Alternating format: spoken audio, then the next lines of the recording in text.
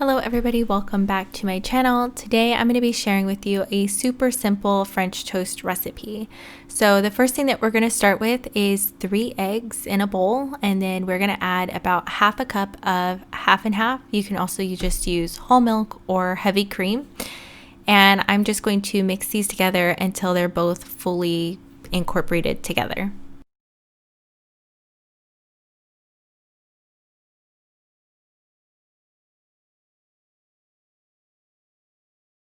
To the bowl, we're going to add about 2 teaspoons or so of sugar. You can adjust this depending on your likes, and about half a teaspoon of cinnamon. You can also add other spices or vanilla extract, whatever you like.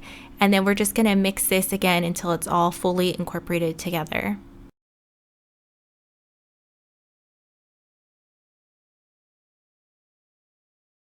Then we're going to pour our egg mixture into a shallow bowl. That way we can dip our bread in it. And I'm going to get my cast iron skillet nice and buttered up. It's over a medium heat. And then I'm going to dip my bread. I'm using some sourdough bread into the egg mixture, and I'm going to place it down in the cast iron skillet. So I'm going to cook each side for about 2 to 3 minutes or until it's golden brown. I did adjust the heat on this to like right below medium heat, so that way they would not burn and that they would cook all the way.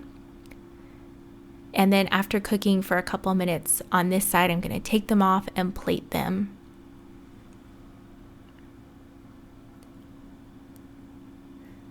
All right, you guys, so that is it for my super simple French toast recipe. It is a house favorite here. We love eating this with fruit and syrup. I hope you enjoyed, and I'll see you in my next video.